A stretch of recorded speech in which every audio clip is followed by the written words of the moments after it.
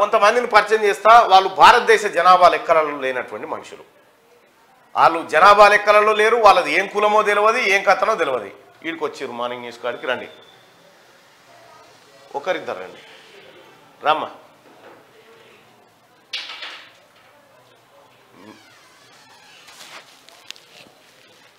పెళ్ళి అన్న రా అన్న.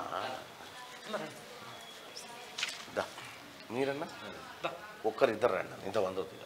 మీరు కూర్చోరు, అదే మాట్లాడతాను. ఆయనను పంపి, నువ్వు వెళ్ళిపో. ఒక్కరు ఉండండి అన్న. అట్లా ఇళ్ళకి ఇగో వీళ్ళ క్యాస్ట్ వచ్చేసి నాగవంశం క్యాస్ట్ వీళ్ళది. ఈ నాగవంశీయులు తెలంగాణలో లేరు అని మొత్తం తెలంగాణలో ఆ క్యాస్టే లేదని చెప్పి వాళ్ళని మొత్తం డిలీట్ చేశారు. మేము ఉన్నామని వీళ్ళు వచ్చి వాళ్ళు బీసీడీలో ఉండే. దీనికి సంబంధించి మాకు చెప్పు, అట్లే పట్టుకొని చెప్పు. దీనికి సంబంధించేసి గత 30-40 ఏళ్ళ సంది ఇక్కడ స్థిరపడి ఉన్నాము. దానికి ఉద్దేశపూర్వకంగా 2011, 12, 13 దాకా మాకు రిజర్వేషన్ గత గవర్నమెంట్లో కూడా సహకరించారు, ఏమి ఇబ్బందులు లేకుండే. ఇప్పుడు వచ్చేసి తెలంగాణ గవర్నమెంట్ కేసీఆర్ ప్రభుత్వం వచ్చిన తర్వాత మాకు అనేక ఇబ్బందులు పెట్టి వితౌట్ ఇన్ఫర్మేషన్ తోటి ఒక పేపర్ న్యూస్ లేదు, ఒక టీవీ న్యూస్ లేదు, ఏది లేకుంటేనే మనకి ఈ 26 కులాల్ని తొలగించడం జరిగింది బీసీడీ నుండి. దాని కారణంగా మా మా భవిష్యత్తు రోడ్డు పాలన అయిపోయింది. దాని కారణంగా మేము అనేక రకాలుగా గత ప్రభుత్వం ఉన్నప్పుడు వెళ్ళి వాళ్ళు కలవడం జరిగింది. కానీ ఎన్నిసార్లు తినే చెప్పులు గసాయించిపోయినాయి తప్పించి మాకు పరిష్కారం అనే విషయం లేదు.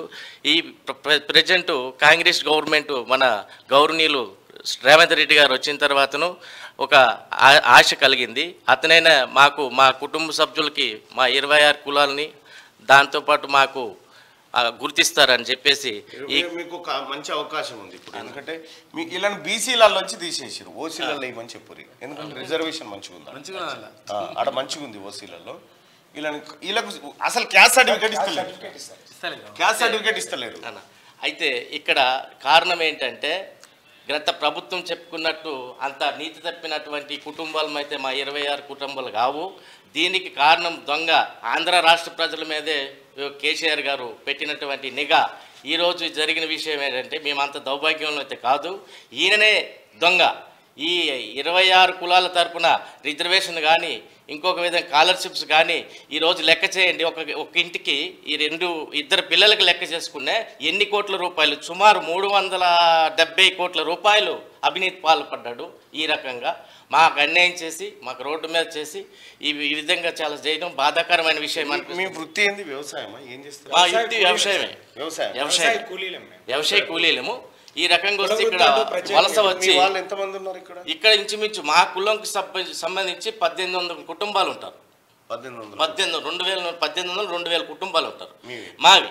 ఇప్పుడు మీరు బీసీలు కాదు, ఓసీలు కాదు? ఓసీలు దేనికి మాకు అంగీకారం చేయలేదు ఈ ఉన్న గత ప్రభుత్వం ఉన్న కేసీఆర్ గారు. వీళ్ళని చేయాల్సింది ఏంటంటే మిమ్మల్ని ఓసీలో వేస్తే ఆడ ఫుల్ రిజర్వేషన్ ఉంది, ఈడబ్ల్యూఎస్ ఉంది, అల్కగా మీ పిల్లలకు ఉద్యోగాలు అన్నీ వస్తాయి. ఆల్రెడీ మా పాపకు వచ్చినటువంటి జాబును కూడా గవర్నమెంట్ జాబ్ వచ్చేదాన్ని కూడా గతంలో కోల్పోయింది మాకు బీసీగా లేకపోబట్టి. అది కూడా మేము బాధాకరమైన విషయం చెప్పదలుచుకున్నాం. ఈ క్యూనిస్ తరఫున మీ తరఫునైనా కూడా మాకు న్యాయం జరుగుతుందని చెప్తూ ఈ దృష్టికి సీఎం గారు మిమ్మల్ని ఈడబ్ల్యూఎస్ కోటాలోకి వేయాలి, పైకి తీసుకుపోవాలి. మిమ్మల్ని ఓసీలలో వేస్తే మీకు రిజర్వేషన్ దొరుకుతుంది. ఇప్పుడు మొత్తం 60% ఉన్న బీసీలకు 27% రిజర్వేషన్. అయితే రేవంత్ రెడ్డి గారు మొన్న రోడ్ షోలో మనకి హామీ ఇచ్చారు సార్, మనం పార్టీ అధికారంలోకి వచ్చిన 100 రోజుల్లోనే మీ 26 కులాలను కూడా తిరిగి బీసీలుగా గుర్తిస్తామని చెప్పి ఆ విషయాన్ని మీ ద్వారా ఒకసారి సీఎం గారు బీసీల కంటే ఓసీలు చెప్తున్నాం. మీరు ఆడికి పోయినాక హ్యాపీగా ఉంటారు, నేను చెప్తున్నా చాలా హ్యాపీగా ఉంటారు. సార్లో కలిసే అవకాశం మీ ద్వారా మాకు కల్పించండి అన్న. దాని విధంగానే మాకు మీరు సచివాలయానికి పోండి. గత కేసీఆర్ లెక్క కాదు, అందరినీ పోయాము.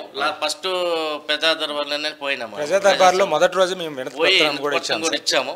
ఇంకా మాకు ఆశ కలిగింది ఏంటంటే మీ ప్రతి ఒక్క విషయం నేను చూస్తుంటా కాబట్టి అన్న మాకు న్యాయం చేస్తాడన్న ఉద్దేశంతో మా కుటుంబ సభ్యులు తీసుకొని ఈ రోజు మీ దగ్గర రావడం జరిగిందన్న. రైట్ అన్న, ఇది సీఎం గారి దృష్టికి తీసుకుపోవడం జరుగుతుంది. ఓకేనా? అదే మాకు సహకరించాలి. మీ ద్వారా మా 26 కుటుంబ జనాభా లెక్కలు చేయకుండా ఎట్లుంటున్నారు నాకు అర్థం కాదు. ఈ అధికారులు కూడా అదే గమనించాలి. బాధాకరమైన విషయం అన్న. ఒక తండ్రి కడుపులో పుట్టి ఇంకో తండ్రి పేరు చెప్పుకోవడం అంటే అదే కేసీఆర్ చెప్పుకుంటారా ఈ రోజు? ఇప్పుడు ఆయన ఓసీకి ఉంటే ఆయనకి పదవులు ఎందుకన్నా? కేవలం కష్టపడి సంపాదించుకున్న జాబ్, చదువుకొని సంపాదించుకున్నటువంటి జాబ్ని ఒక బీసీ వేతగా తీసేసి ఈయన ఓసీగా ఉండి ఆయనకి ఎందుకు ఆ పదవులు? సార్ మా పిల్లలంతా కూడా పుట్టి పెరిగింది ఇక్కడే సార్. మేము 50-60 ఏండ్లకి ఇక్కడ మీరు ఇక్కడోలే కానీ కేసీఆర్ ఇక్కడోడు కాదు. మేము ట్యాక్స్ కడుతున్నాము, ఓటు వేస్తున్నాము. సుమారు ఇప్పుడు ఇక్కడ నెంబర్ కేసీఆర్ బీఆర్కి వచ్చాడు. మన ఆసిఫ్ నగర్ మండల్ కలెక్టర్, నాంపల్లి కలెక్టర్ నుండి ఎంఆర్ఓ కలెక్టర్ గారు ఒక జీవో వచ్చారు మాకు. ఆ జీవో ఇప్పుడు కాదు, గత 80 ఏళ్ళ సంది ఉన్నది చెప్పారు. సీరియల్ నెంబర్ ఇక్కడ 21లో ఉన్నది. 1960లో అనంతరామన్ కమిషన్ ద్వారా అవును ఆ రికమెండేషన్స్ ప్రకారం మనకి బీసీడీగా కేటగిరైజ్ చేశారు. 2015లో 8వ తారీఖు మాకు క్యాష్ సర్టిఫికేట్ ఇచ్చినట్టు తెలంగాణ గవర్నమెంట్లో. ఇగో 8వ తారీఖు ఇచ్చి 11వ తారీఖు డిలీట్ చేశాడు. అంత దారుణమైన పనిచేసి ఎవరికి ఇన్ఫర్మేషన్ లేకుండా, పేపర్ లేదు, టీవీ. 2012 డిసెంబర్లో సుప్రీంకోర్టు మా కేసీఆర్ పొరపాట్లు చేసిన మేము కాదంటలేము. దరిద్రుడు సన్నాసి.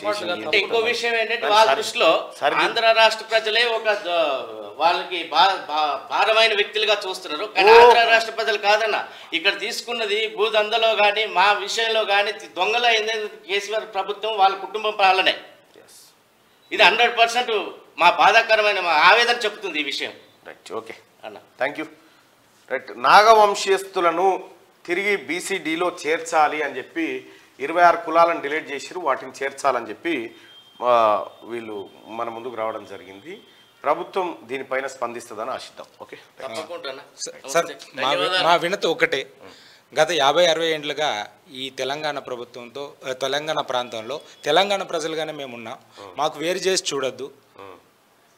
మీ ప్రజలుగా మీలో ఒకరుగా భాగ్యం. ఇప్పుడు తెలంగాణ ప్రజలకు ఆంధ్ర ప్రజలకు ఏం పంచాయతీ లేదు. వాళ్ళు వీళ్ళు ఒకటే. తెలంగాణను దోపిడీ చేసింది ఆంధ్ర వాళ్ళు కాదు, ఆంధ్ర పెట్టుబడిదారులు. ఆంధ్ర ప్రజలు కాదు, ఆంధ్ర పెట్టుబడిదారులు దోసిరు తప్ప.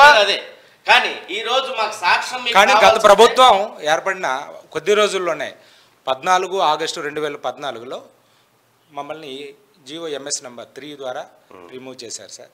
అప్పటి నుంచి మీ వివిధ పార్టీల నేతల్ని కలిసాం, తర్వాత ప్రభుత్వాన్ని కూడా అప్రోచ్ అయ్యాం. కేటీఆర్ కూడాను అనేక రకాలుగా కలిసాం. వాళ్ళు మనకి హామీ ఇచ్చారు రోడ్ షోలలో. ఇదే అంశాన్ని గౌరవ ముఖ్యమంత్రి గారి దృష్టికి తీసుకెళ్ళండి. మాకు న్యాయం తప్పకుండా ఆ ప్రయత్నం 100% విశ్వాసంతో వచ్చామన్నా. రైట్, థ్యాంక్ యూ, నమస్తే.